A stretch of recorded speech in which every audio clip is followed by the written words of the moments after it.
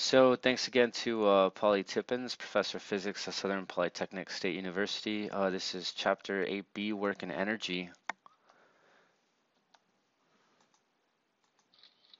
And so here we have a good example, roller coaster. This is the Ninja, a roller coaster at Six Flags over Georgia, and it has a height of 122 feet and a speed of 52 miles per hour. The potential energy due to its height changes into kinetic energy of motion. So as you can imagine, once you get all the way to the top, all of this is potential energy that gets converted to kinetic energy, and as it goes up again, more potential, then back to kinetic. And that's the topic of today's discussion. You should be able to define kinetic energy and potential energy, along with the appropriate units in each system. Describe the relationship between work and kinetic energy, and apply the work-energy theorem. Define and apply the concept of power along with the appropriate units. Energy is anything that can be converted into work. In effect, anything that can exert a force through a distance. So here's a truck. There's another truck. Energy is the capability for doing work. Potential energy is the ability to do work by virtue of position or condition.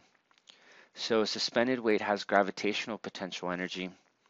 A stretched bow has potential energy because when you stretch it, all that force that you put into stretching it can become kinetic energy to make the arrow move.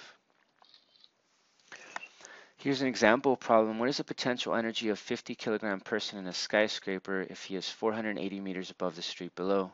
So this is an example of gravitational potential energy. So what is the potential energy of a 50 kilogram person at a height of 480 meters? So for potential energy, we're going to use the symbol U, and that's going to equal to the mass times gravity times height. In this case, the mass is 50, gravity is 9.8 meters per second squared, and the height is 480 meters. When we multiply them together, we get 235 kilojoules. So the unit for potential energy is the joule. Kinetic energy, it's the ability to do work by virtue of motion. So it's mass and velocity. So here we have a speeding car or a space rocket. Examples of kinetic energy. What is the kinetic energy of a 5-gram bullet traveling at 200 meters per second? So the equation for kinetic energy is 1/2 mv squared. And remember that there's 1,000 grams and 1 kilogram, so we move the decimal place 1, 2, 3 places over. And don't forget to square your velocity. So the kinetic energy would be 100 joules. What is the kinetic energy of a 1,000 kilogram car traveling at 14.1 meters per second? So we have kinetic energy is 1/2 mv squared, which is equal to 1/2 1,000 kilograms times 14.1 meters per second, and square that quantity. And we would get 99.4 joules. So you see that they're very similar. So you have something that's very small going very fast and something that is very big going not so fast. Work and kinetic energy. A resultant force changes the velocity of an object and does work on that object. So here we have an object mass m, initially at velocity v0, and there's an applied force over a distance x, which changes the velocity to vf. So since work is equal to the force times the displacement, and force is just mass times acceleration from Newton's second law, using the kinematic equation of vf squared equals v0 squared plus 2a delta x, we can rearrange it and solve for a. If we plug it into the equation for work, we see that we get that work is equal to 1/2 mvf squared minus 1/2 mv0 squared, which is the same as the change in kinetic energy. So the work energy theorem, the work done by a resultant force is equal to the change in kinetic energy that it produces. How about here? We have a 20-gram projectile strikes a mud bank, penetrating a distance of 6 centimeters before stopping. Find the stopping force F if the entrance velocity is 80 meters per second. So we're going to have to convert the 6 centimeters to meters, the 20 grams to kilograms, and initially this bullet has kinetic energy, and it's going to be converted into work, and it's the work of it penetrating through that mud. So the work is 1/2 mv f squared minus 1/2 mv naught squared. We know that initially it has a velocity, but its final velocity, if it stopped, has to be 0. So now we have the work, F times x, is negative 1/2 mv naught squared. So here we have F, and then x is 0.06 meters, because that's 6 centimeters. The cosine of 180 comes from the fact that the displacement, that the force is in the opposite direction of the displacement. So the force is this way to the left, while the displacement is to the right. Those negatives cancel, and we see that we need a force of 1,067 newtons in order to stop that bullet in 6 centimeters. So work to stop bullet equals change in kinetic energy for bullet. Bus slams on brakes to avoid an accident. The tread marks of the tires are 80 meters long. If mu sub k equals 0.7, what is the speed before applying the brakes? So initially, again, we have a kinetic energy. Friction is going to do some work until it gets its final velocity to equal 0. And the tread marks of the tires are 80 meters long. So let's see, we have work is equal to delta k. And we know that work is also equal to F cosine theta x. The force of friction is mu sub k times n, but in this case it's flat, so n is equal to weight.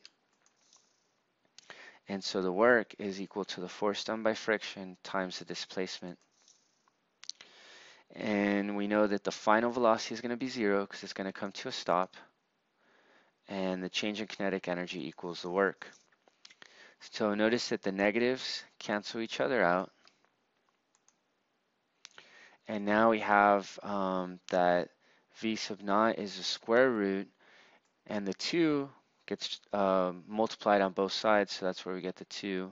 Here's the mu, and there's g, and there's x. Notice that the m's also cancel. Finally, plugging in our numbers, we get 59.9 feet per second, which there's a lot of things wrong with this picture here. First of all, the tread tire marks should be, whoa, let's go back up, should be 25 meters because that's what we have in the picture. Secondly, all of these are in meters, and so this should be in meters per second. A 4 kilogram block slides from rest at top to bottom of a 30-degree inclined plane. Find the velocity at the bottom. So they tell us that the height is 20 meters and that the coefficient of kinetic friction is 0.2. So we must calculate both the resultant work and the net displacement x. Then the velocity can be found from the fact that work equals the change in kinetic energy. So the resultant work is the resultant force down the plane times the displacement down the plane. So we first find the net displacement x down the plane. Well, we know that the angle is 30, and we know what h is, so we want to find the hypotenuse. We can use the sine of 30, which is equal to h over x. And therefore x is equal to h over sine of 30, which is 40 meters. Next, we find the resultant work on the 4 kilogram block. Well, we know that the component going along the x-axis that's making it move is the component of the weight, which is given by mg sine 30. And we know that the force of friction opposes it, and the force of friction is mu times n, where n is just going to be mg cosine 30, equal and opposite.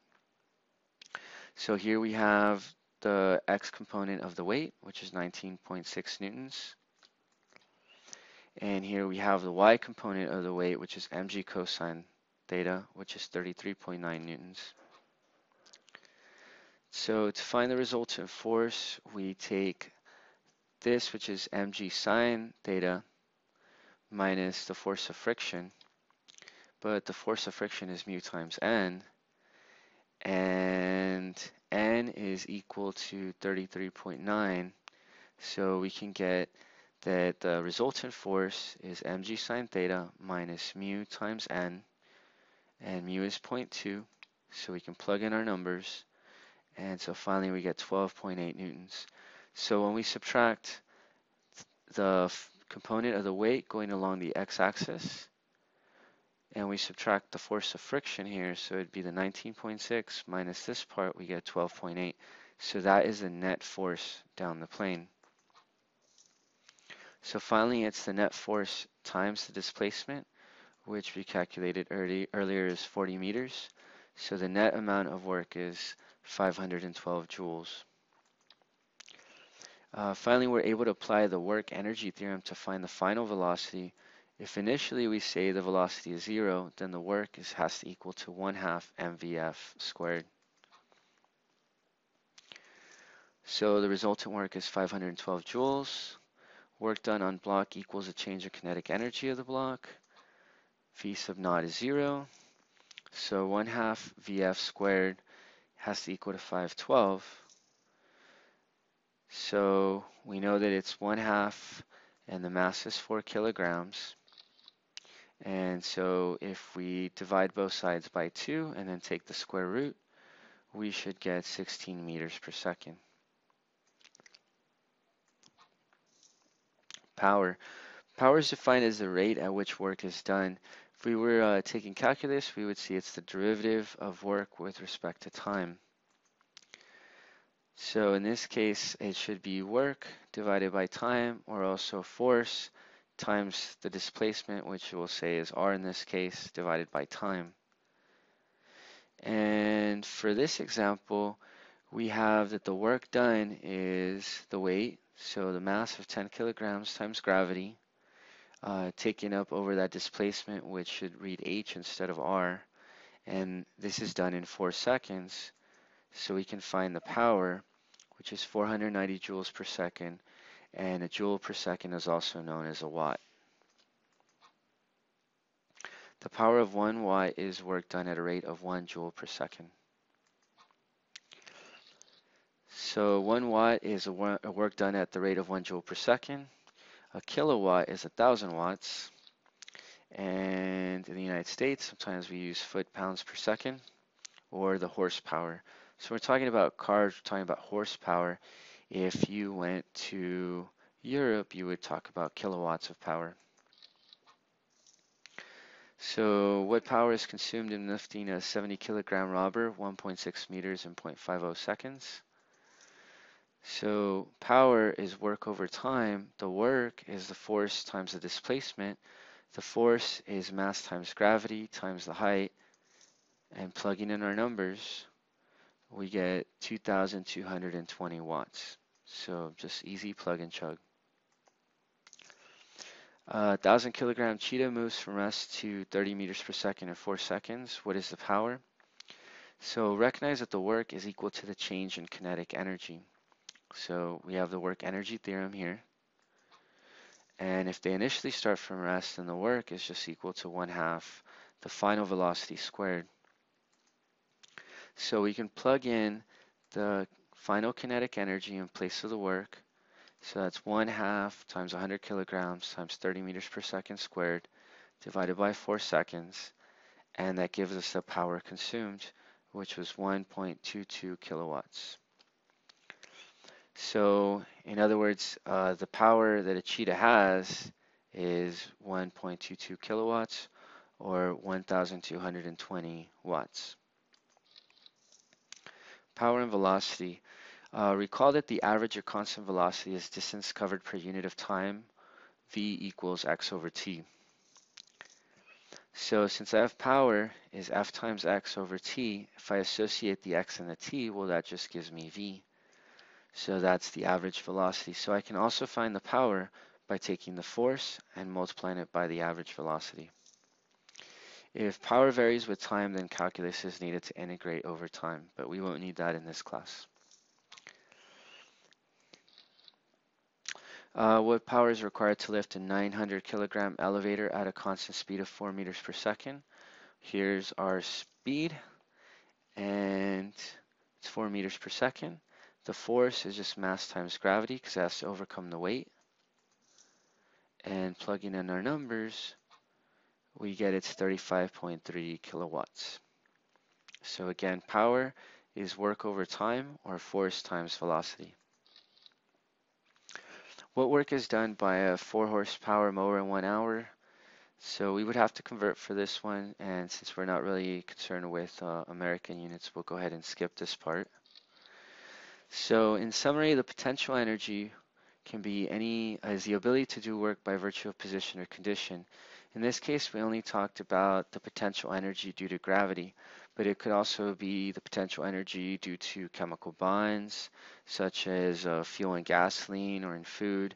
It could be the potential energy due to a spring, but in this case, U equals mgh corresponds to the gravitational potential energy.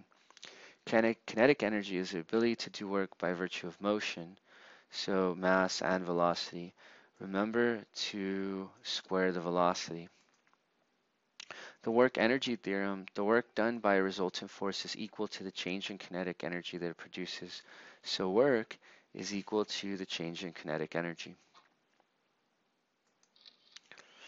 And then power is defined as the rate at which work is done, so just work over time, or it can also be work or force times displacement over time, which is the same as force times velocity. Power of 1 watt is work done at a rate of 1 joule per second. So a joule per second is equal to 1 watt.